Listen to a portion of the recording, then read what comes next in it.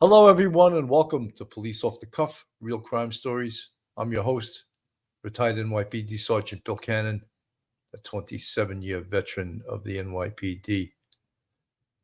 Folks, before I go into today's show, I just want to give condolences to this young man up on the screen, NYPD Police Officer Jonathan Diller, who lost his life last night in a car stop, doing the work of a New York City police officer trying to keep the community safe from what turned out to be a career criminal who took his life. These criminals that politicians and poor district attorneys continue to put back out on the street are a menace to society.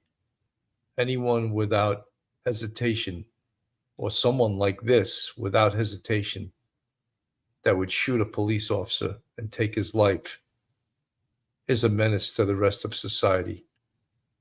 Jonathan Diller, only a 3-year veteran of the NYPD, 31 years old, lives out on Long Island, a wife and a young child. Irreplaceable, this young man. And as we say in the Honor Legion of the NYPD, Fidelis ad mortem, which stands for faithful until death. But that doesn't help the survivors. All of us who have are surviving this young man, and all of us that have worn that uniform, walked those streets, done car stops ourselves, put dangerous people in prison. We can't help but feel the pain as if a member of our family has died. That's what the police service is all about. Once a cop, you're always a cop. And I would just like everyone in that follows this channel to say a prayer for the family of Police Officer Jonathan Diller. To all the cops in Queens, all the cops in the NYPD, say a prayer that they go to work and come home the same way they went to work, safely. Fidelis ad mortem. It's tough to start a show like that. It's sort of nothing else is as important as that, what I just spoke about. Anyway, folks, I want to get into Kevin Franke and Ruby Franke and Jody Hilderbrand, because over this past few days, this past week, they did basically a document dump and released all kinds of information on them. And I find it difficult to believe, difficult to accept that Kevin Franke had no role in any of this. And early on, he hired an attorney, and then he announced that he was going to divorce Ruby Franke. 6 kids that show they had 8 passengers. That hugely successful YouTube show with over 1.5 million followers. And then things went south. Things went pretty badly, probably mostly because of this woman you see up on the screen, the one on the right, Jody Hildebrandt, who I think was probably the catalyst to this whole situation.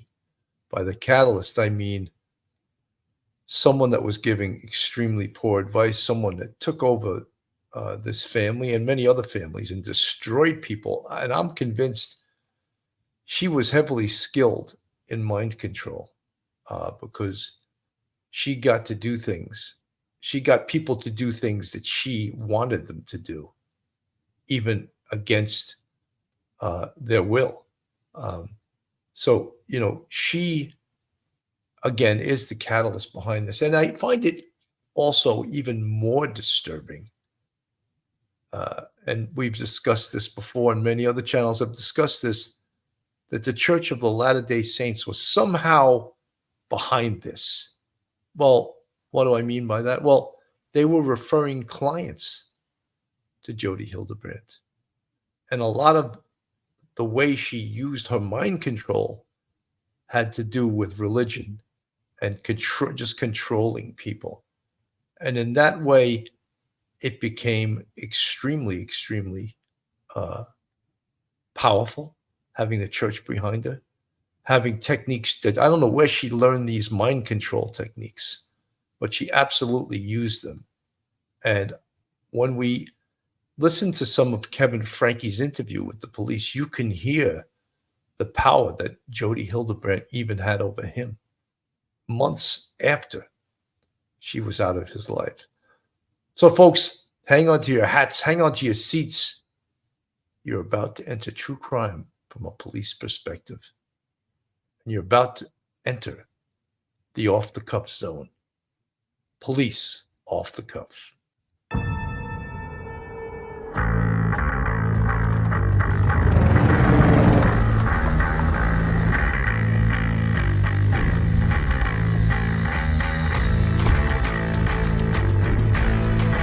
There has to be some common sense.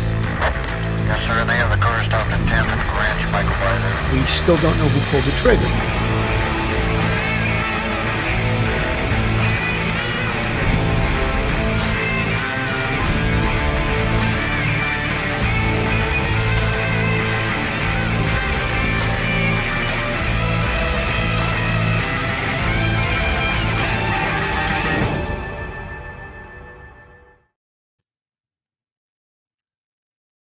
Kevin Franke's first interview with police after his wife's arrest, one of his first statements was, "I have had no reason to believe or think there was anything going on," Kevin Franke told the Ivins police. Now this is according to the Salt Lake Tribune. Kevin Franke, the husband of Utah parenting influencer Ruby Franke, had zero contact with his children while separated from Ruby for over a year.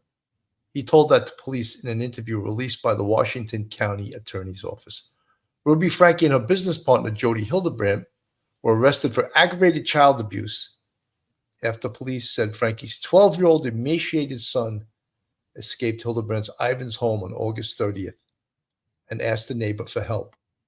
Responding officers soon found Franke's 10-year-old daughter, also malnourished, inside Hildebrand's home. The two women pleaded guilty to 4 counts of aggravated child abuse in December and were each sentenced in February to spend at least 4 years in prison, which sounds like a little slap on the wrist. His statement, Kevin Franke, "I pay the bills. That's my only involvement." Kevin Franke met with police on August 30th about 5:50 p.m., just hours after his son fled Hildebrandt's home. The two children were taken to a hospital for medical treatment, according to court documents. Franke wasn't aware about what had happened to his children, he said in the interview that the Washington County Attorney's Office released. He told authorities that he'd received a message that he needed to come pick up his 2 children from the Ivins police station. In the footage of the interview, Franke would not tell police who had sent him that message. Franke explained to police that he and his wife had been separated for about a year, since July 2022, and that he had spoken only to Ruby about 4 times in 2023, mostly regarding financial matters. "We separated because of ways that I treated my wife and some of my own addictions I was working through and seeking help on with pornography," Franke told police. He added that Ruby had a close relationship with Hildebrand, and Hildebrand saw the need for Kevin to get help. "Frankly, I agreed," Kevin told police. "The space has been exactly what I need to face my own addictions." The last time he saw Ruby was on August 18th when he signed over some vehicle titles to his wife. Franke told investigators in the footage the last time Franke saw his children was the day that he moved out in July 2022. He said he had not been in contact with his children since then.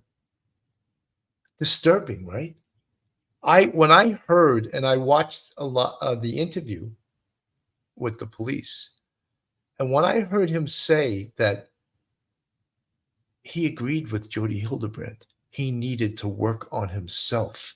He needed to go get help, that he was addicted to pornography. How did she convince him of that while she stole his wife away from him?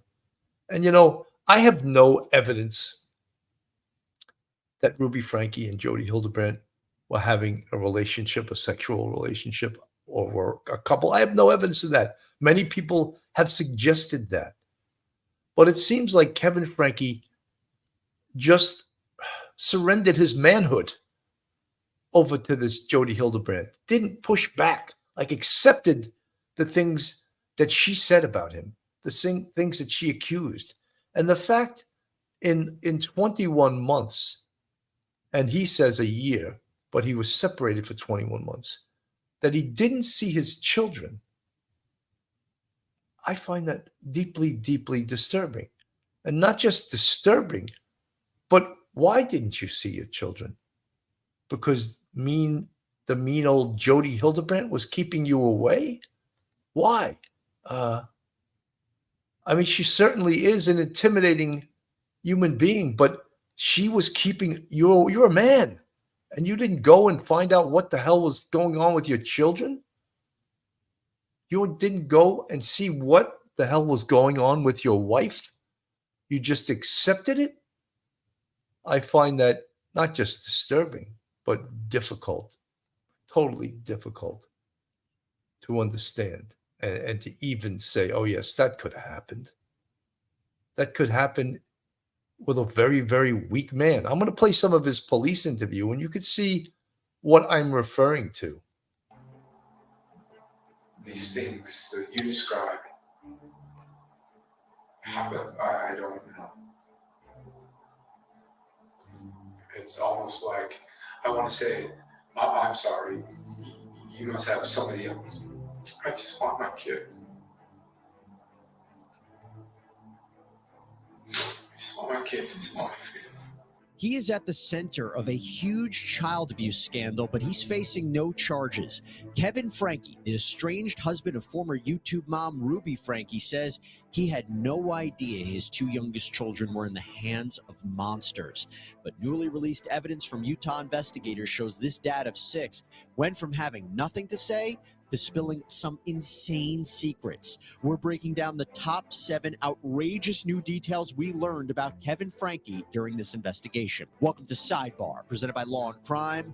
I'm Jesse Weber. We are still reeling from the revelations in the Ruby Franke materials release from last week. These videos, body cam, audio, journal entries. We did a whole sidebar on it. Encourage everybody to check it out. It was a good summation of everything that was released.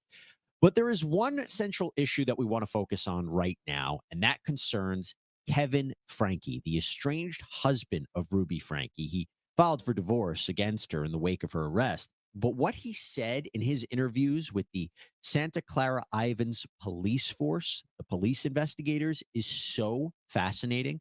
We're going to get into that. Now, of course, the family rose to fame starting in 2015 when Ruby and Kevin started the 8 Passengers YouTube channel, chronicled their lives along with their 6 children. Ruby posted dozens and dozens of videos offering advice on everything from marriage and childcare to cooking to religion.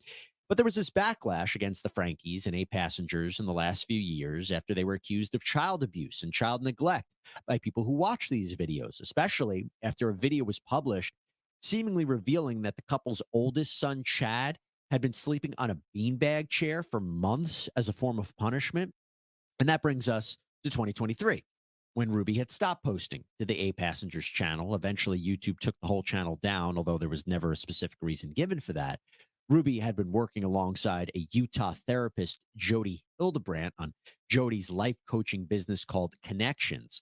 But then we fast forward to August 30th, 2023. That's when police arrested both Ruby and Jody. They find Ruby's 2 youngest children, 12-year-old RF, 10-year-old EF, emaciated, malnourished, injuries. In fact, RF had wounds indicating that he had been severely tied up.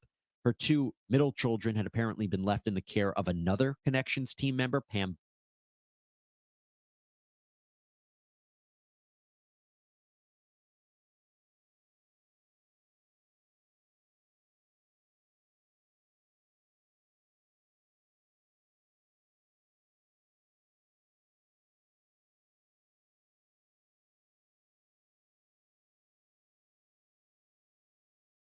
I'm sorry, I forgot to turn on the mic.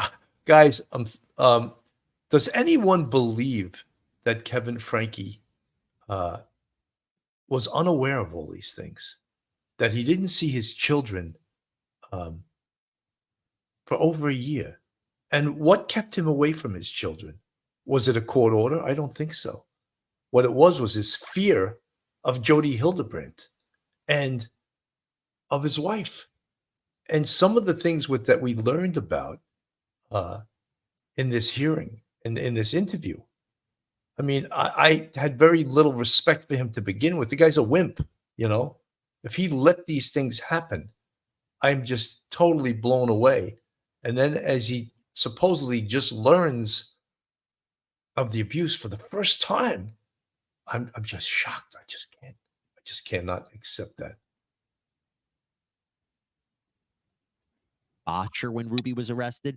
The two oldest were over the age of 18. They'd moved out on their own. But the way this all went down is that RF managed to escape Jody's home, alert a neighbor to his dire situation, which set this whole thing in motion. Yes. Hi, I was just wondering if you could do 2 favors. Well, what are they? Taking me to the nearest police station. Well, actually, just one's fine. What's going on, son? Have a seat there. It's personal business. Could you imagine this poor kid is talking this way? Could you take me to the nearest police station? And he's almost like embarrassed to report it, this poor little kid. And then, you know, in this vein, you think of this savage Jodi Hildebrandt and Ruby Franke too, for the abuse they're piling on these kids. See. What's your name? How'd you get here? The neighbor saw the condition RF was in, immediately called for the police. And when they got to Jody's home, she answered the door and seemed shocked to see a contingent of officers. Open the door!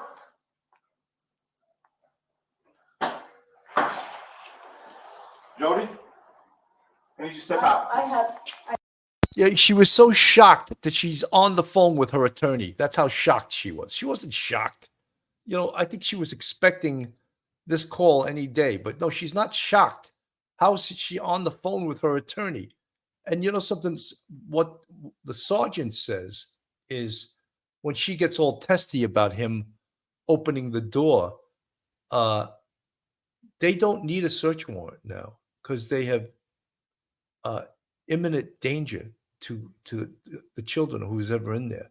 So they can do what's called the emergency exception to a search warrant. So they can go through your house and search it until the emergency is over. Then after that, but you could see she's really slick and she's on the phone with her attorney as if that's going to intimidate the police.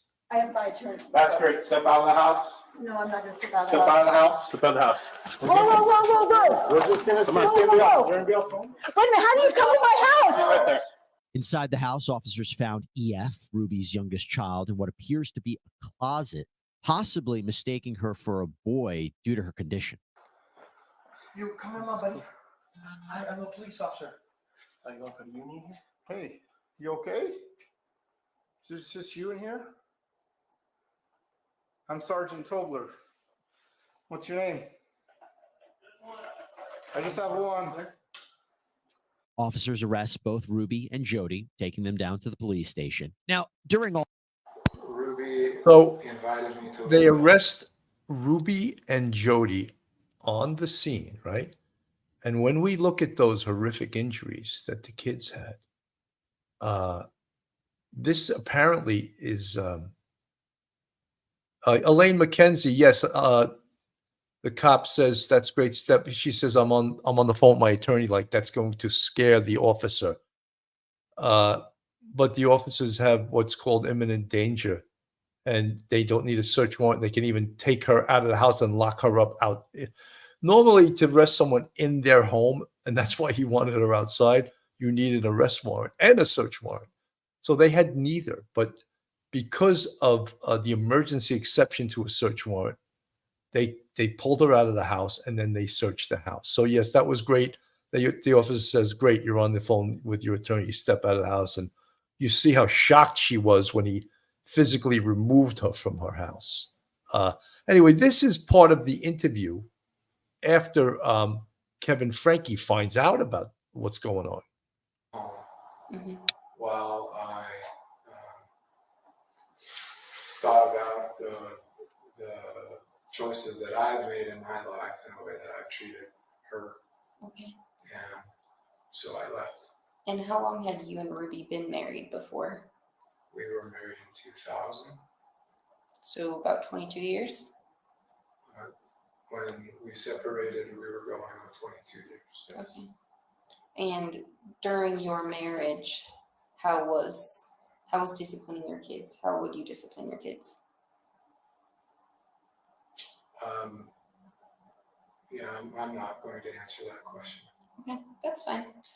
Have you been since separated or since they lived here in the city of Ivins? Have you communicated with your wife regarding like disciplining with your kids or their care or their physical well-being? No. So is she doing this on her own and just telling you how your kids are? She's not telling me anything about the kids. I want you to keep that in mind, what he is saying, the idea of I was doing things that were wrong and I needed to stay away. But investigators want to know more about Jody Hildebrandt and her connection to the Franke family. Who's this female Jody that your wife was with? Do you know a female named Jody? She is a therapist and a life coach, I know, and she's. Do you respect her? Do I respect her? Yeah, I think she's a very honest, truthful person. Yes. Okay. You place value on Jody? I don't know what that means. Like, do you value what she says and how she treats? Is your wife a client of hers? Is your wife a partner of hers? Is your wife a roommate with her? Your kids are living in her house is what I'm trying to say. I'm not aware of that, but I know that they've been. It's amazing how he's aware of nothing. You know, that doesn't pass what they call the smell test.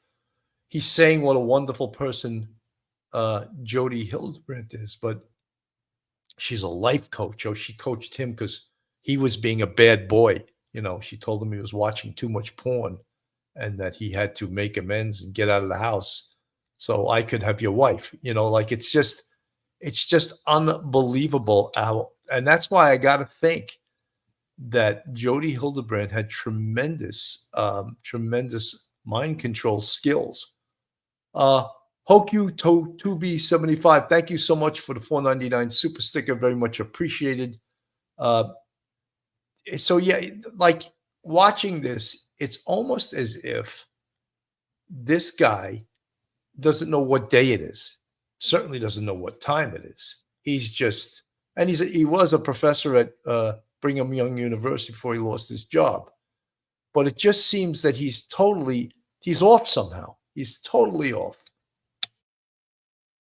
And in business for the last year, filming. Who's they?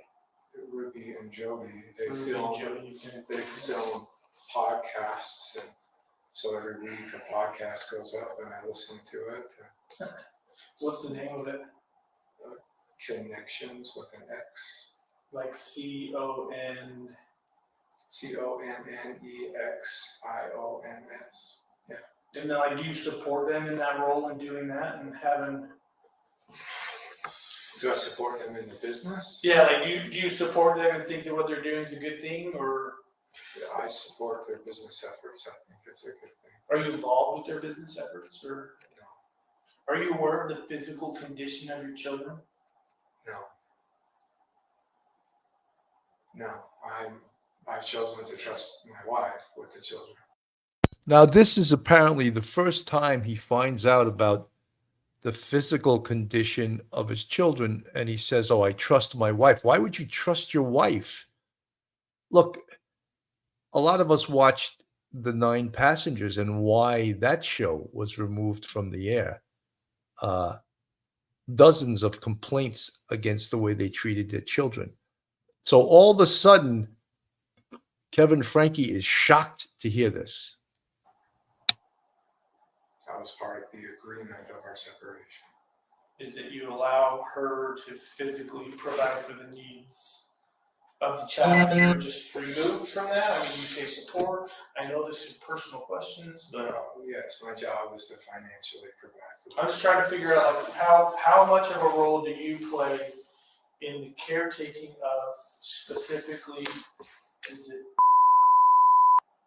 of those two kids? I pay the bills. Okay. With my job, I provide the money, goes into a shared bank account. Kevin tells the officers that he agreed to leave the home to work on his own problems, including an apparent addiction to pornography.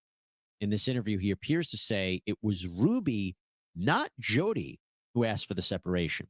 Jody and Ruby have a close relationship, and Jody saw the need for me to get help. That is unbelievable. That is unbelievable. When you hear that Jody saw the need for me to get help. Like he doesn't see the self-servingness of her getting him out of the way so she could have his wife. It's like where was this guy's brain? And he's an intelligent guy. That's why I say mind control. He was controlled by Jody Hilderbrand. So maybe we're not giving her as much credit for the mind control aspects of this, that she certainly had these skills, that she controlled a hell of a lot of people. Frankly, I agree. The space has been exactly what I need to face, my own addictions and receive the support and help that I've needed. And so, folks, did you hear that? He said that's what he needed, space, so he could work on his addictions and work on himself. Who convinced him of that? Was it both of them? Was it,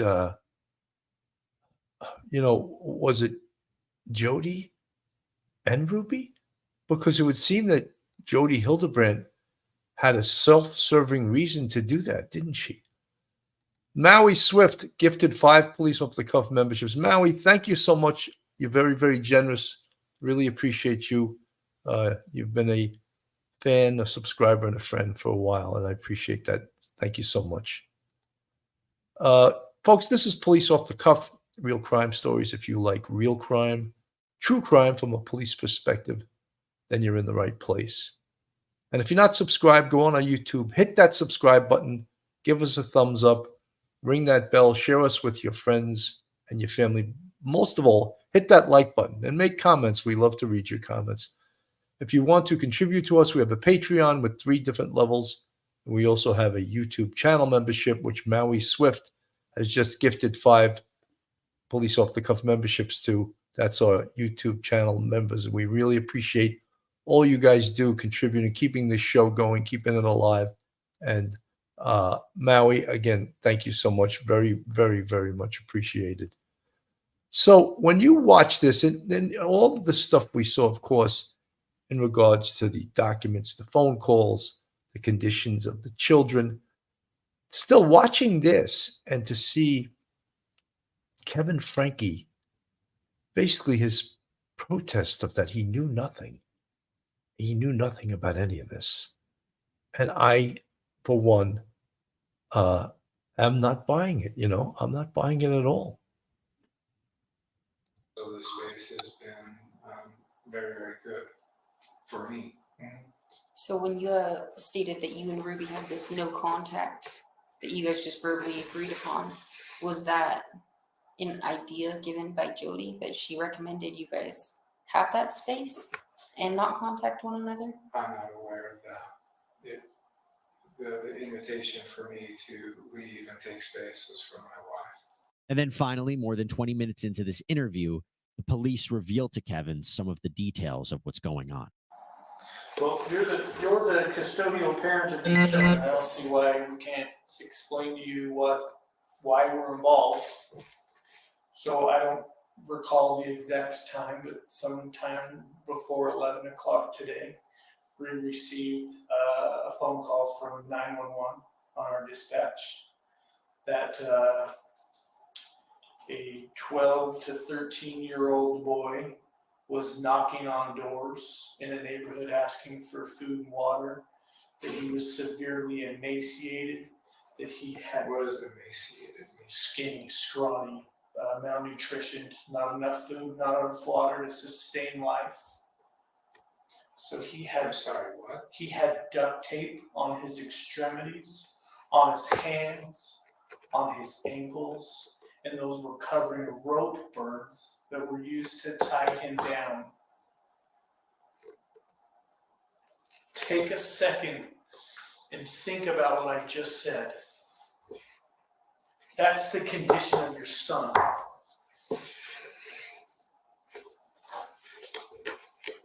Given that information, your son was taken to the hospital.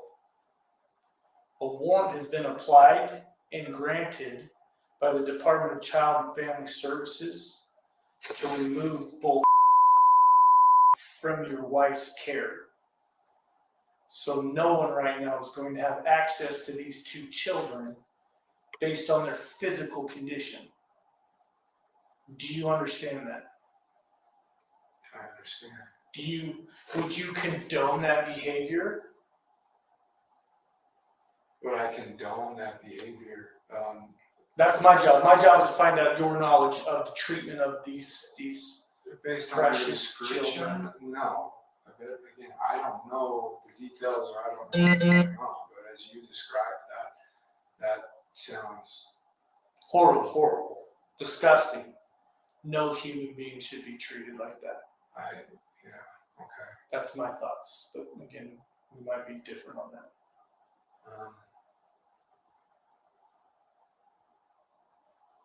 We're gonna let Guys, you're right. Pauline Buckles says, "Oh God, quit repeating the question." Usually, and I taught you guys that's usually a sign of deception, or that someone's thinking of their answer, so they repeat the question. And he does that several times. And as I said, I'm not buying that he's all that shocked by this. I'm not buying his reaction. He doesn't want to believe that what the police are telling him right now is true. He thinks, oh, there must be some explanation for this. let's sit here for a second, okay? We're gonna go out and talk. I'm not saying you're still not free to go. Are you under arrest? Absolutely not. We just have lots of questions that we need to figure out. Lots. When investigators return to the interview room, Kevin wants to know what is going to happen to his wife, Ruby. What's going to happen with my wife? I love my wife. I don't know. I'm being honest with you. I don't know. Haven't had an interview with I you. don't have press charges against my wife. Possibly.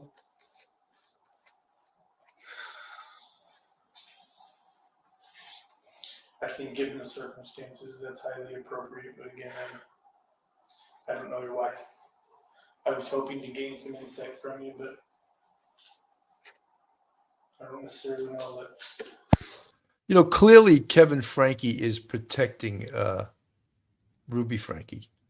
He's even in this interview, very hard to believe, but protecting Jody Hilderbrand. Oh, yes, she's a wonderful person. And then he finds out what these two monsters did, and then how does he defend them? How does he now? You heard him say, "Oh, I love my wife." Well, and then the detective, of course, said a little white lie there too. Is she being arrested? He goes, "Oh, I'm not sure." Of course you're sure. She's getting locked up. She's already locked up, right? And it's just Regina Carter, an infamous trait of my late husband, drove me nuts, but always knew he was lying. You're talking about repeating a question. That's a classic deceptive sign of deception for people. When you ask them a question, they repeat it, because what they're doing is they're biding time. They're trying to get time to think of what lie they're going to tell. That's something you wanted to, I trust her. a road you wanted to travel down with me, so. And not without legal representation. Yeah, all right, I get it. But I love my wife and I trust my wife. And so, I mean, this feels like getting run over by a steam truck what you're sharing with me today. Yeah, I can tell you're caught off guard. I thought I was just coming here to pick up my kids, and for what, I don't know what or why, but look, I'm interested in facts, but again, at the same time, I'm interested in all the facts. But you understand our facts. Our facts are that you have a child that is emaciated, malnutrition, and has marks. I didn't spend any time with her. Sergeant Tobler did. Did any of you spend time with her? They didn't spend I time with have her. not. She went to. She was requested to go to the hospital along with, based on their condition.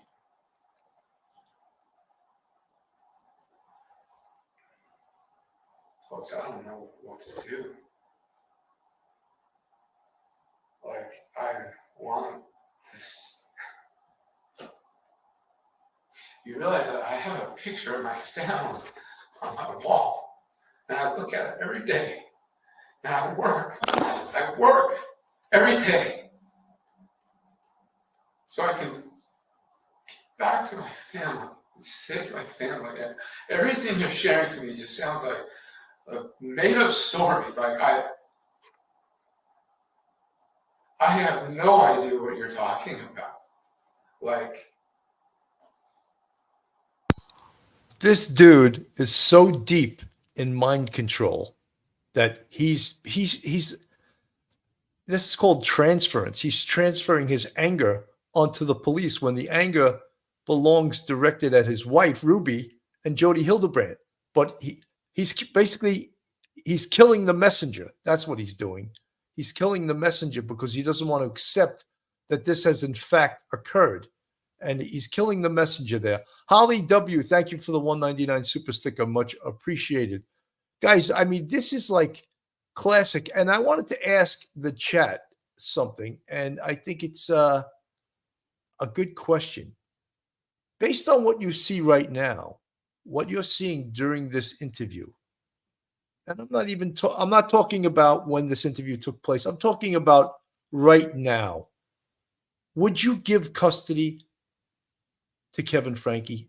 If you right now, based on this interview, would give custody to Kevin Franke of his kids after what has occurred, put a 1 in the chat.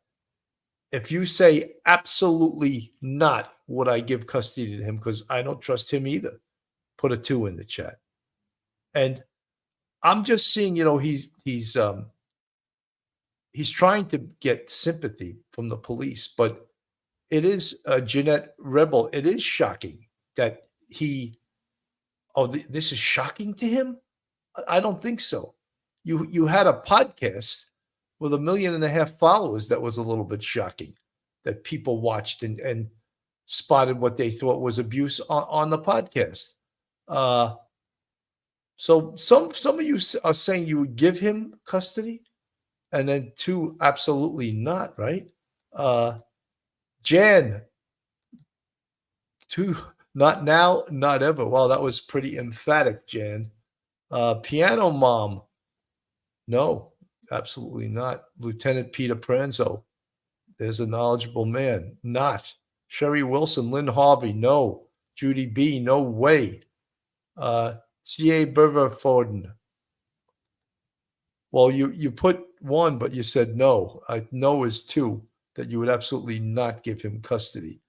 And there are some ones, though, and I could see, probably Julie Baxter, 2, no.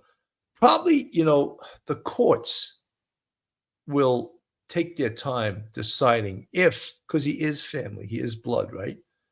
And we know that Jody Hildebrandt and Ruby Franke are sentenced to 4 consecutive terms of 1 to 15 years. What could that mean in Utah? Someone said it could mean 4 years, that they get out after serving 4 years, which would be horrific if that happens. If that happens, it is the worst kind of politics, the worst kind of bullshit you could ever see. These two are horrific. They deserve to do 60 of that 1 to 15 times 4. They should do the full sentence, which means they will die in prison. But I don't see that happening in Utah. I don't. I see sympathy for Jody Hilderbrand. I see a lot of sympathy for Ruby Franke because her family. Now look at Kevin Franke. He still loves his wife. She stepped on him and kicked his head like it was a football, tried to steal his home from him, and I love my wife. Dude, you better wake up. You better wake up if you ever want custody of your children. You know, and you look at these on the screen, these two evil individuals. And here's the husband who was so wronged by these two, but he was an accident waiting to happen. You know, he didn't defend himself. How about defending yourself? How about standing up? How about being a stand-up guy? Moonlight View, dang, I meant to. That's okay. I think I knew what you meant. Design Rhythm, remove my number 1. Okay. So it seems that most of you guys, Maui Swift says astonishing. Are you saying, Maui, you're astonished because anyone would say give him custody, or you're astonished because he didn't stand up to these two women? I'm amazed that well, they also have family, you know. Watson's puzzle from the chat. He just waited around for Ruby to shower and put her makeup on when one of the kids needed to go to the emergency room and 8 passengers. Yeah, I mean, this guy's missing a few brain cells too. You know, I think he absolutely is. He didn't know, this guy's a PhD, I think, in engineering or something. And he didn't know what the word emaciated meant. Like, he was thinking that the detective telling him what was going on was making this stuff up. He did not know what emaciated meant. It's just unbelievable, just incredible that this guy, Ken Weber, unless you include the second interview, it's easy to come to a conclusion. Don't get me wrong. Kevin comes across as an a-hole, and I don't like him.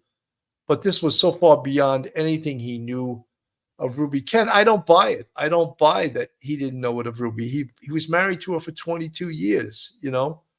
He knew Jody Hilderbrand. He knew of some of the casualties of Jody Hilderbrand. I'm not buying that he's shocked at this. I just do not buy it whatsoever. It sounds like a horror movie.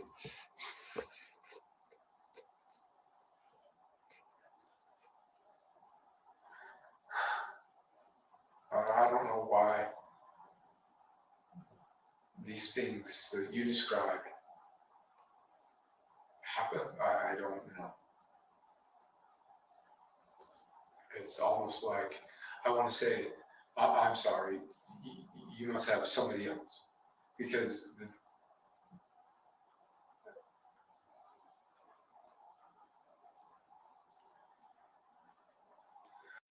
you know, it's almost like he thinks the cops are lying and he wants to see proof, you know. But again, as some of you guys in the chat are saying, he doesn't ask the conditions of his kids.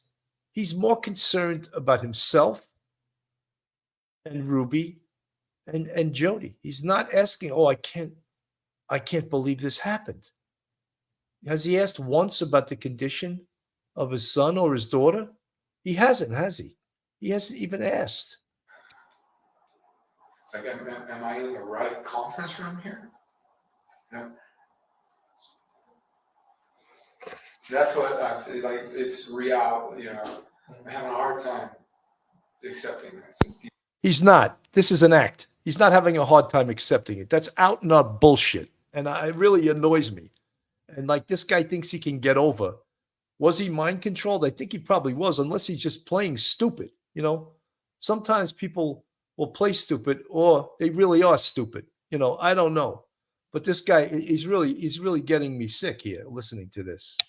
We've had zero communications regarding the kids. Okay. I've had no reason to believe or think that there was anything going on for all intents and purposes, I woke up this morning looking at the picture of my family and making my commitment today, as I do every day, that I'm going to live an honest, a virtuous, and a responsible life today. And what you're sharing with me just feels like a sucker punch. I am just heartbroken what you all are sharing with me. And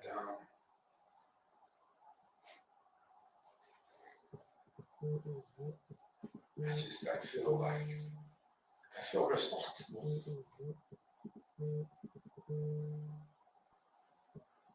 Separating, leaving.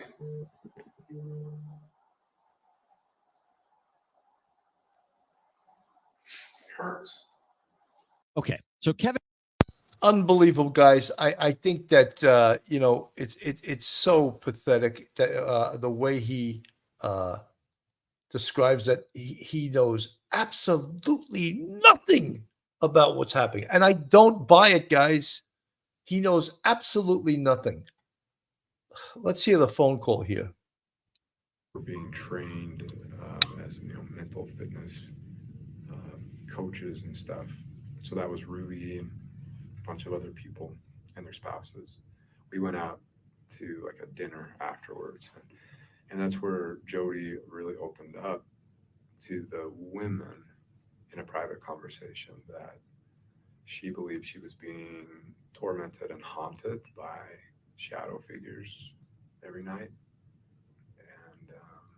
And that was spooky.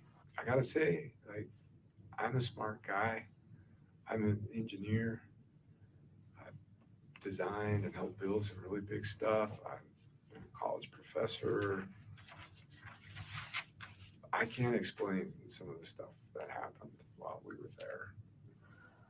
Like crashes in the basement while we were talking upstairs, and plates like in the kitchen just flying off by themselves, like full speed, smashing on the wall and falling to the floor by themselves. I can't explain it, but I saw it with my own eyes, and I don't have any way to explain it other than there's some crazy going on. Ruby was convinced that we could intervene and help Jody. Yeah, he is describing an almost supernatural element to Jody Hilderbrand when they went to her house. Now, Ruby had decided at one point that Jody should come live with them for a while. Kevin protested, but was eventually convinced to let her move in. It was weird, and I hated it. And I became the resident exorcist. That was the title I came up with myself. I thought it was kind of funny, but it was my job to like go and give her blessings whenever she started to like go into a trance and go into possession. This stuff is just a little bit too much for me to buy, and I don't even know if he buys it. I think it might be like a defense. And we all noticed that early on, when all of this stuff was going on, what did he do? He lawyered up. He got his own attorney, Randy Kester, got his own attorney because he knew the shit was about to hit the fan, right? And you ever notice when he's asked about I knew nothing about this. He reminds me of Alec Baldwin, doesn't take responsibility for anything. Can't imagine why this could happen. In fact, the police are probably making this up. I cannot believe this. I want evidence. And all the while, he doesn't ask how his kids are doing. So how believable is that? And because it makes us feel, the people that are watching this from a distance, it makes us feel like he's involved, and he's consciousness of guilt, as the great Professor Michael Geary says all the time. He's involved. He knew. But what husband would say, "Oh, all I do is pay all the bills. My job pays for everything." And so you just pay the bills, but you don't want to know how and where and what your money is being used for. and you don't see your kids for a year. You're separated for 21 months, and then you have this Amityville horror house that you're describing where plates are flying in. I mean, this guy's nuts too. He does need help. I want to play a little bit of the interview with Jody Hilderbrand that was taken right after her arrest, because it's pretty interesting to watch. How long you lived here in Ivins? 6 years. 6 years. The same house? You married? Single? Where'd you move from? Houston County. And how long were you up there for? I'm a little nervous. You're to be honest with you, if I was sitting over there, I'd be a little nervous too. So don't worry about it. We're just here to talk, to get your side. And right now we're just asking you just typical questions, like how long you lived here, that kind of thing. I watched too many detective movies. How yeah. Which one's your favorite? Me too. You can't honestly. I sit there and I'm married, and I sit there and watch those with my wife, and I say, we don't. That's not how we do it. That's not right. So don't take. There's some good ones out there. Don't get me wrong, but most of them are probably a little off base. We're not as mean. I won't get up and beat you up. We don't do that. We just want to get to know you a little. So if you just kind of want to share a little about yourself and what brought you down here. And So I trust my attorney. He said, don't say anything. And I said, I have nothing to hide. And he's like, I know that, but just let me be there with you when we talk. So you guys seem nice people. Yeah. I'm not trying to hide anything. I'm trying to be difficult. This is really, if you knew all the pieces, I think you'd have a lot of empathy for what's going on. That's really what we're. That's what we're looking for. And you're an adult. And the thing about our interview. One of the things I had said earlier on another show is that she clearly indicated to the detectives, to the investigators, that she had counsel, she wanted counsel, she didn't want to be interviewed. That should have been it. They should have ended the interview. The fact that they kept speaking to her is a no-no. All right. And once you hear that, there's nothing she could tell you that could be used against her, because you just violated her rights. She had, I don't know if they showed it earlier, but they should have read her Miranda. She's under arrest. And they didn't show it on this video. Miranda is, of course, you have the right to remain silent and refuse to answer questions. All of those are your Miranda warnings, also known as the rights of a person in custody. And she clearly says about 2 or 3 times, I have an attorney. I want my attorney told me not to speak to you. That should have been, boom, the end of it. And I don't know why they kept interviewing him, but they did.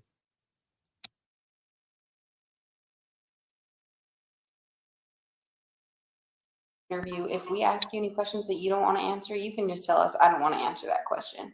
But we do want to have a basis and an understanding of what's going on in that home, or what went on up north that brought them into your home. And so if you want to share any of that and you don't want to answer any other questions, that's okay. I'd like to just tell you, but I don't know who you are. I don't know if you're gonna flip my words. I don't know. And that's the good thing about cameras. Everything, it's pretty much double recorded, audio, video, and it's for the safety for you and for us, because we don't want to flip your words. And this will all be pretty much right there to support you. So we're not going to use anything against you. Be so insistent then. He's an honest, good man, goes to church. I trust him. Why would he say that to me then? I don't know your attorney, to be honest. Well, I'm just saying he's a good honest man. Yeah, and I'm an honest person as well, so we get along great. And he just said, do not say anything.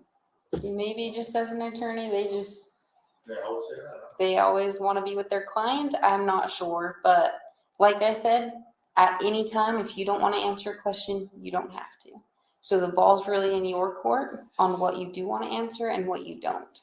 So, well, I think it looks bad that I don't want to answer anything, but it's not because I'm trying to be difficult.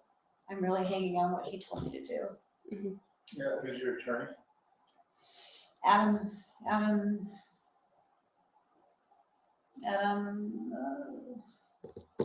his father's an attorney, his brother's an attorney. Is he local? Yeah. Is it? Down the street where the town hall is. Well, They all have the same name. the whole reason we're sitting here today is there's a lot of questions we have that we just maybe misunderstandings that we just need to clarify. I know, and I'd love to tell you if you were here, because I don't know, I don't know what's gonna happen with what I say. You know, I'm a psychologist. I've watched people flip things all the time. So I get it. And I sit on your side. I get it. I wish people didn't do that, but they do. Well, if you're not willing to answer any of the questions about yourself, would you be willing to answer any questions maybe about Ruby or Kevin that you could help us understand? We just honestly want to understand what their dynamic is, what happened to the children, what caused their separation. Right. And after talking to Kevin, it sounds like you know a lot about their dynamic and their relationship. So if you could help us understand that at the least, that would be awesome. And that's nothing incriminating towards yourself because it's not pertaining to you. So if you could help us understand that. Jody, we're gonna do this. You asked for your attorney, and we'll leave it at that. We'd like to maybe talk to you later when you have your attorney here present, Absolutely. and we'll He go made down an there, okay? appointment at 4 on He made Friday an appointment here. with that here at 4? He talked to the officer Okay, and said, "Can we make a time?" And he said out loud, "Do not talk to them." yeah, okay. Well, I'll talk and see if we can schedule that, and maybe that's just something we just do with your attorney. Okay? Do you have any questions for us, or anything we can answer in the meantime? No. Okay. No. All right. Appreciate your time. You know, some of you guys in the chat are saying it. You're saying what I said. Lieutenant Peter Pranzo said it. If this case went to trial, they would have thrown out this confession. If there was anything they got from it, it would have been thrown out. This is interview and interrogation 101. I don't understand why they don't know what they're doing. I don't understand why they kept going when she clearly said, I want an attorney. They kept going. Stop. Interview interrogation 101. All right. If the defendant asks for an attorney, that's it. That's the end of the interview. But yet they just kept going on and on and on, trying to get a statement. Oh, well, maybe we could just not talk about you, but talk about some. No, you know, dude, they just told you. She wants an attorney. Stop the interview. And again, of course, this case is not going to trial because they pled guilty. And I really believe that a big reason that it didn't go to trial was A, the offer, the plea deal was too generous. When you see what actually occurred, this should not have been a plea. They should have made these two go to trial. Then we would have found out all of this stuff. But interviews like this, amateurish, and the interview should have been curtailed. I just want to play a little bit. I love the scene, of course.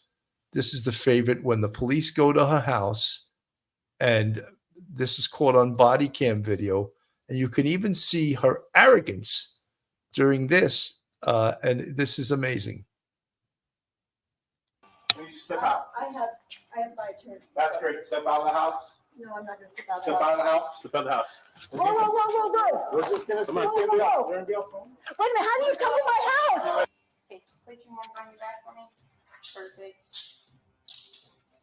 The arrest and subsequent convictions of former mom influencer and blogger Ruby Franke, as well as her business partner Jody Hildebrandt, continue to make headlines across the nation. The two have been behind bars since August, after Franke's 12-year-old son escaped through a window of what some would refer to as a house of hell and went to a nearby home asking for help. The young boy, who we are referring to as RF, can be seen visibly thin with the shirt he's wearing draped over his body. He has no shoes, only in his socks, and can be heard asking the homeowner, can you take me to the police station? Yes. Hi, I was just wondering if you could do 2 favors. Well, what are they? Taking me to the nearest police station. Well, actually, just one's fine. What's going on, son? Have a seat there. It's personal business. Have a seat. What's your name? How'd you get here? The house RF escaped from was hundreds of miles away from his family's home in northern Utah. The man who called 911 to help RF said the home he escaped from actually belonged to Jody Hildebrandt. Hildebrandt's neighbor then can be heard making an emotional plea to a 911 dispatcher. We know there's been problems at this neighbor's house. He's emaciated, he's got tape around his legs, he's hungry, and he's thirsty. And he asked us to call the police. So he's very afraid. This kid has obviously been, I think he's been detained. He's obviously covered in wounds. We need the cops here as soon as possible.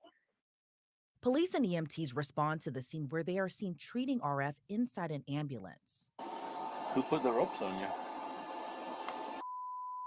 He reportedly told the officer Hildebrandt wrapped him in the duct tape and saran wrap. Police officers, open up!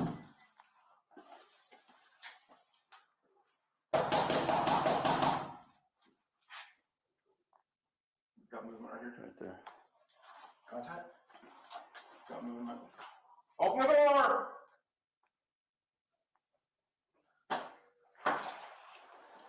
Jody? I need you to step out. I have my turn. That's great. Step out of the house. No, I'm not gonna step out of the Step house. out of the house. Step out of the house. Whoa, whoa, whoa, whoa, whoa. We're just gonna Come stay on. in the house. Whoa. We're gonna be outside. Wait a minute, how do you come in my house? Right there. Look, they go on into my house. So have a seat right there. Do you have a search warrant? Have a seat right Do there. you have a search warrant? Have a seat right there. I'll explain everything after. It's like the biggest weapon of the 21st century is the cell phone. Like she thinks she can, it's like the cross with the garlic on it to the vampire, you know, like she raises her cell phone, thinks that's going to intimidate them.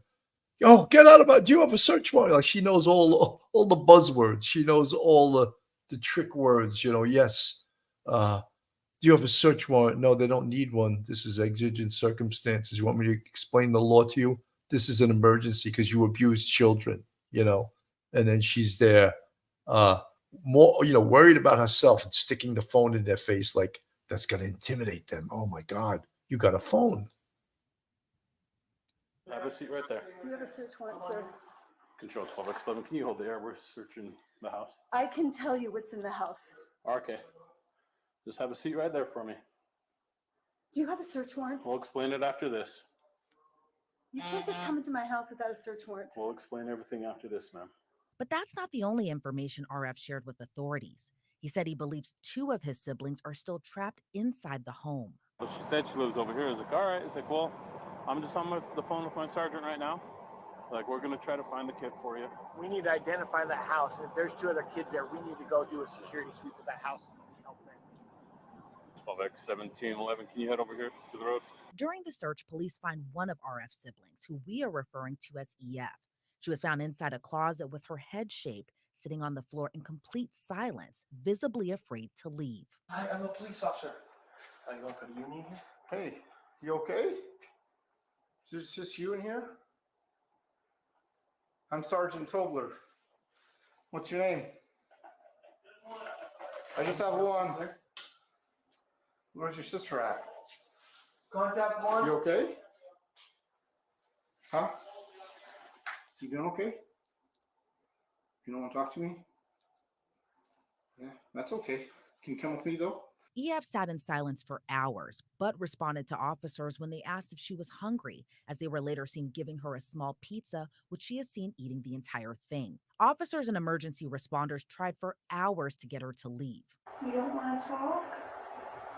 Okay. There's nothing at all you want to talk about at all? It's okay to talk to me.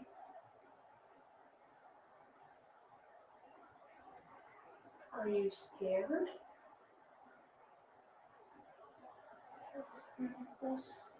What? She ultimately walked out with the emergency responders and was later rushed to the hospital. Investigators searched the entire home but didn't find another Franke sibling. And now, as prosecutors have released a trove of evidence, we're getting more of a glimpse into what else officers found inside Hildebrandt's home. Investigators took hundreds of photos inside the home. Some photos show a fully stocked pantry and cabinet of food, including canned food, cereals, and peanut butter, despite both RF and EF being found severely emaciated at the time. Investigators also discovered rope throughout the 10,000 square foot house, including in the bedrooms and bathrooms. Next to the rope in the bathroom was a reported mixture of honey and cayenne pepper used in the most gruesome way possible. The mixture was put on RF's wounds, then wrapped in plastic and duct tape. Located near a stack of journals was rolls of duct tape, which was used to bound the children's hands and feet, as well as saran wrap. In the bathroom, officers also found surgical sponges, medical tape, and bandages. In one of the many bedrooms in the home was a small trampoline reportedly used as a form of punishment. The punishment reportedly involved making the children jump on the small trampoline for hours outside in the blistering Utah summer. In the basement, investigators found storage bins, several stacked boxes, and different sets of weights, which was also used as a form of punishment, as the children were bound to the rope, which was then tied to the weights. Nearby was an apparent safe room, and inside the room was a single bed and mattress, a mini kitchen, and more rope inside one of the drawers. When police pulled the rope out of the drawer, it was attached to handcuffs used to bound the children. Investigators gathered several bags worth of evidence. During the search, Hildebrandt never once asked about the safety of Franke's children. Franke herself, who drove hundreds of miles to Hildebrandt's home, also reportedly never asked if her own children were okay. When Franke is carted off to the back of the squad car, she seems stoic, still not saying a word. Ruby, what's your last name? Just so I could tell them I'm transferring. Okay. Control traffic 13.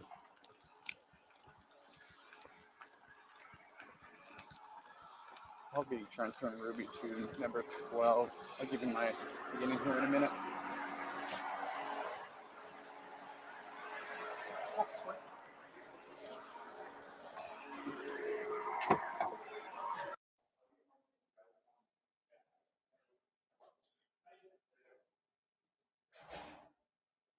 I can wait all day, so it's up to you if you want to talk to us about what's going on.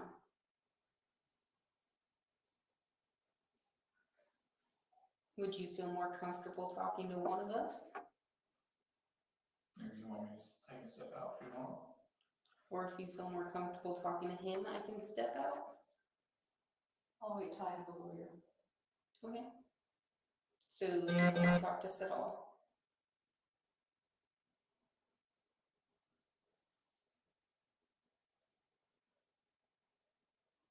So she just said, I want to talk to a lawyer. She's very smugly, you know. Do you want to answer that? Or you don't want to talk to us about anything?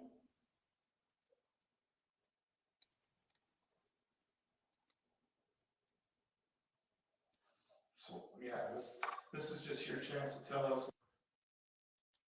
So the officers tried to interview her again. She asked for an attorney. I don't know why. In all these interviews, they keep trying to interview after the person clearly says they want an attorney, but that's just, I don't know why they do it. They need more training. They need more experience. But this is so the background to this stuff. And I find it, knowing what we know now, which of course we didn't know months ago when they were arrested, why were they even offered this plea deal? I would think that the people, being the district attorney's office, would want to take this case to trial. And what would have happened, I believe, is that Ruby Franke would have been offered a deal to testify against Jody Hilderbrand, who seems to be a little bit worse than Ruby. A little bit. Ruby's horrendous too, and she's not getting enough credit for being the evil person she is, you know? But Jody Hilderbrand, she is just, I mean, when they search through the house, they find handcuffs, they find cayenne pepper, they find duct tape. I mean, that's premeditated. It's premeditated things that were going on, meditated. I just want to play a little bit of Jodi Hildebrandt because she had been a victim of her aunt, Jody Hilderbrand, years before this. So, in essence, the police and everyone else knows who they're dealing with here because Jody Hildebrand had also been disciplined for this. And especially in the last week.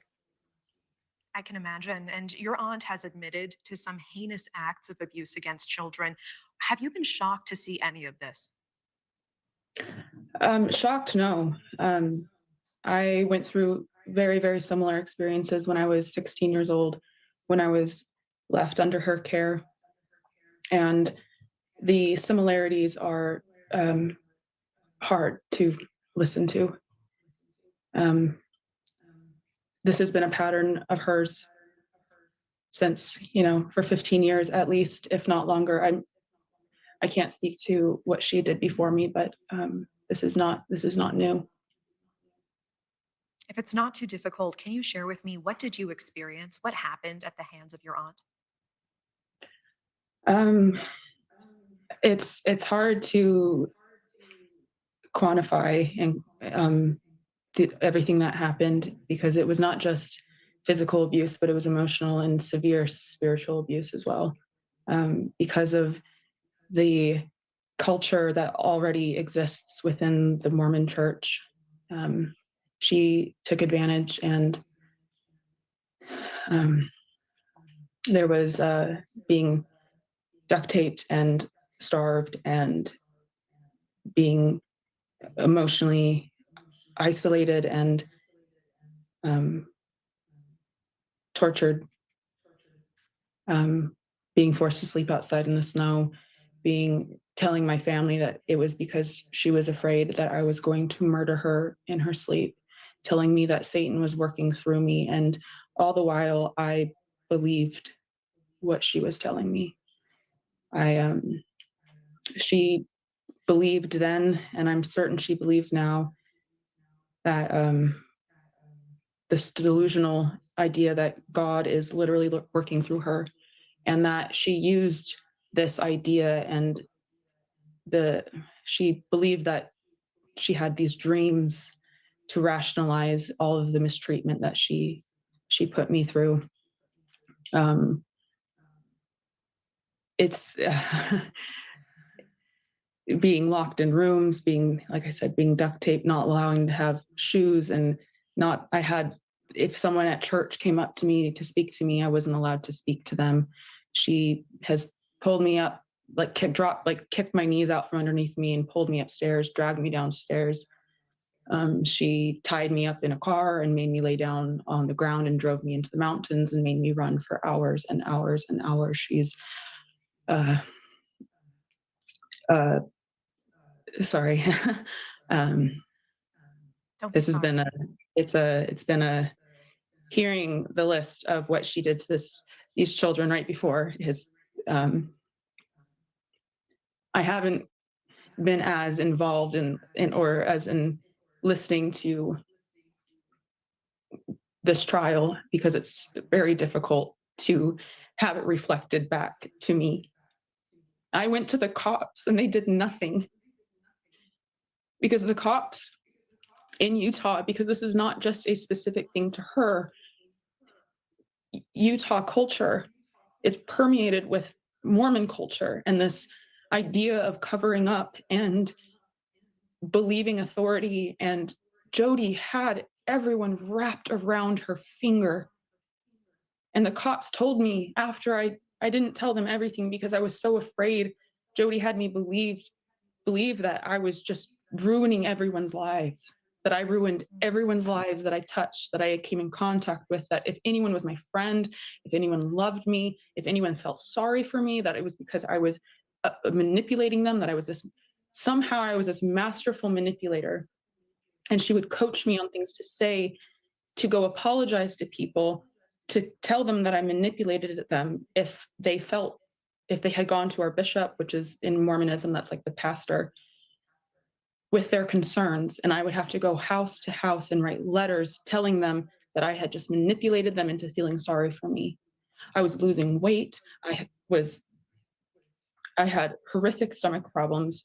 I was having immense sleep paralysis from stress. I mean, that's just like a couple of the physical things. She was forcing me to run like for hours and hours and hours because her philosophy that she stood by was this idea, this obsession with confession, that if I would just confess to my sins, that I would be getting better. And because I was getting worse emotionally, that it was obviously that I wasn't confessing to everything. And her idea was that she was going to make it so uncomfortable that it would force the sin out, which is just torture. That's all it is. Jesse, I'm so sorry. The statement that her lawyer put out was a joke. It was so patronizing, and it's a joke. This idea that she now just conveniently wants these children to heal. Jody is, I don't think, okay, to say what Ruby has said, that Jody has manipulated her and everything. Ruby is complicit and responsible for her children, and I do not want to take that away. And Jody is one of the most powerful people I've ever experienced in my entire life. And I dare say she's probably one of the most powerful people that anyone could experience. She's so good at seeing exactly where your weakness is and exploiting it and twisting it and manipulating it. So I believe she did do that. Yeah, so Jesse, I do want to ask, Frankie blames your aunt for isolating her, for corrupting her morality. Do you believe that? Do you believe those claims? I can't speak to how deeply that goes because I know that Ruby has been in the public eye with her YouTube channel for a very long time. And I would say that the way that she is, from what I understand and what I've seen, the way that she has handled her children has been concerning for a while. Folks, just so you know, this Jodi Hilderbrand, okay, it's right on the screen, of course, is niece of Jody Hildebrandt. And she's describing all the things that Jody Hildebrandt did to her. And she actually had to flee to like a youth home, a youth hostel, to get away from her aunt. And she had reported this numerous times to the Utah police, and according to her, they did nothing. So you have to understand some of this corruption in this state runs very deep, and it runs right back to, from people have reporting to me, the Church of the Latter-day Saints. And they were the ones that were feeding Jody Hildebrandt clients, even though she had been disciplined for wrongdoing in the past. So I don't think that she's still responsible for the choices that she made. And I think both things can be true. I think Jody has a lot of influence and a lot of power that people cannot understand unless they've experienced it. And she is very good at isolating and manipulating. I hear you, and I don't mean to interrupt. I do want to ask, if you could address Jody directly, what would you say to her?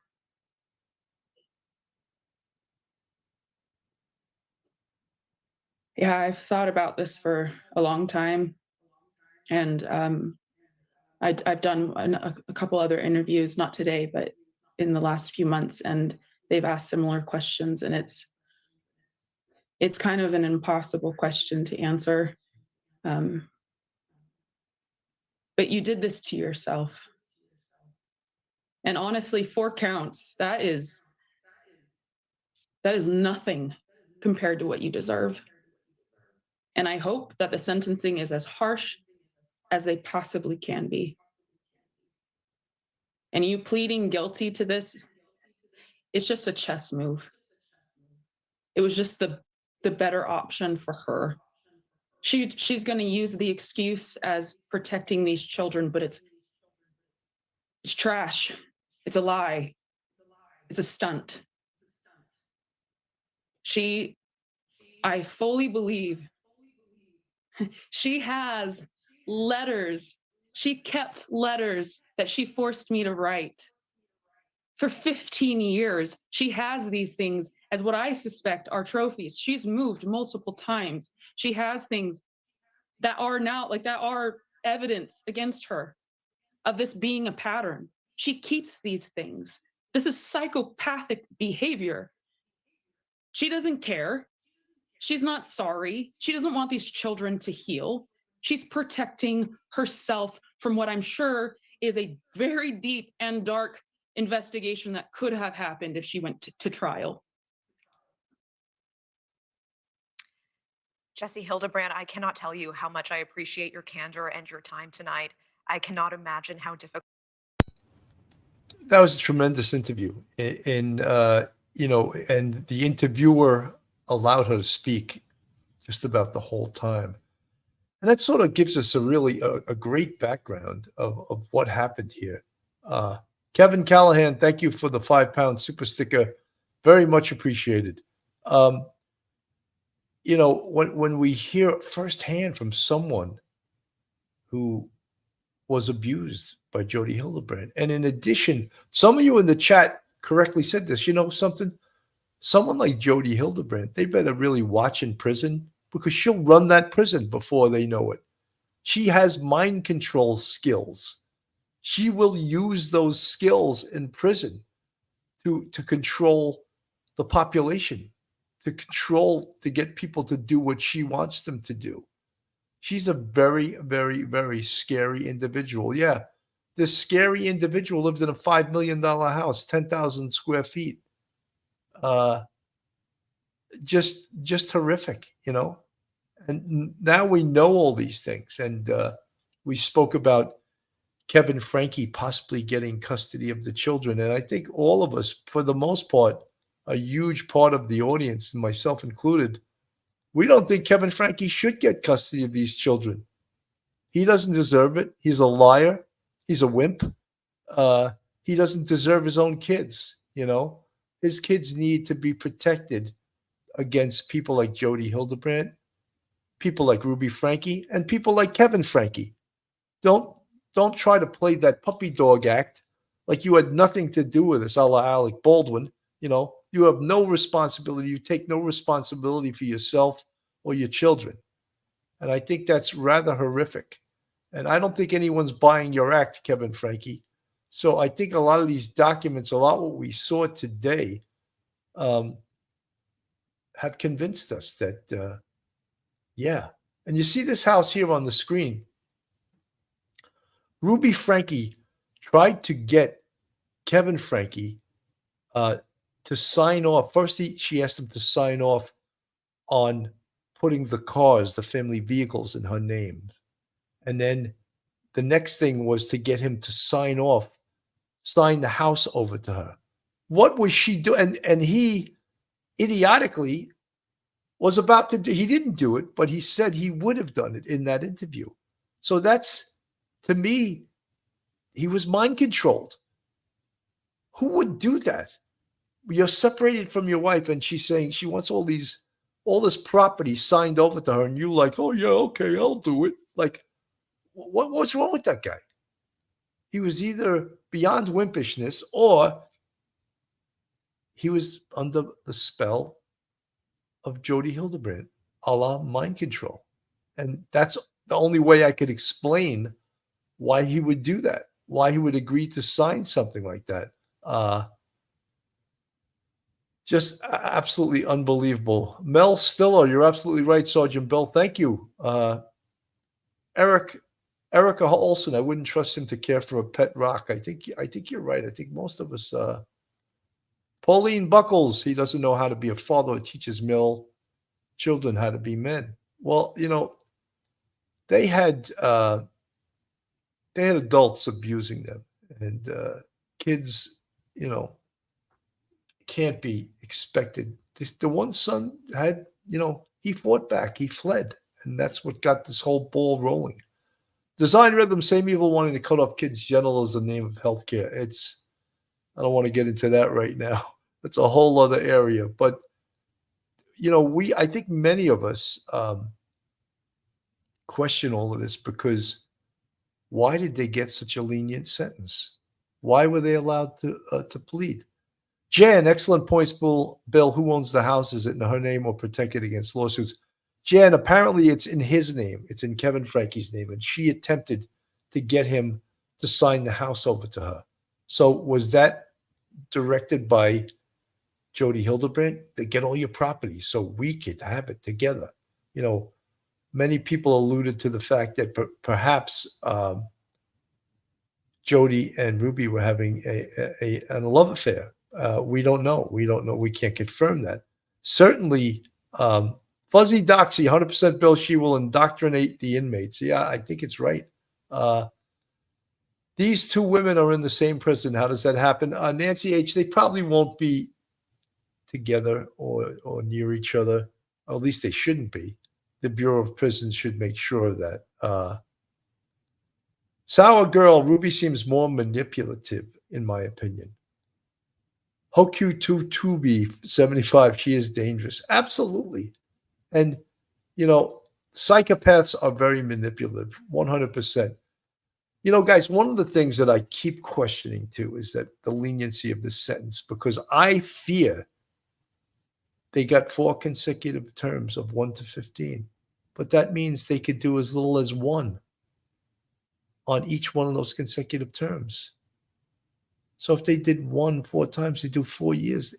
Does anyone think that that's enough time for what they did? I think not. I think they should do, they're never going to do the 60 years, but I think they should do a very harsh sentence for what they did. I think that they should do, I don't know. If they did half, it would be 30 years, right? Will they even do that? I think they should do 60 years. That's how harsh a sentence I think they should get. So, folks, thank you so much for tuning in today. I know it was little bit of an early show. I know there's been a lot of talk, a lot of coverage on this, but I thought we'd cover it from a different angle to see what culpability Kevin Franke has. See how much we think that he's involved in this, how much people have respect for him or lack thereof. Anyway, folks, I'm Bill Cannon from Police Off the Cuff, Real Crime Stories. Thank you so much for tuning in today. Thank you so much for subscribing. Maui Swift, all you guys that gave super stickers, super chats, thank you so much. I'll see you the next time. Have a great day, everyone, and God bless. One episode just ain't enough.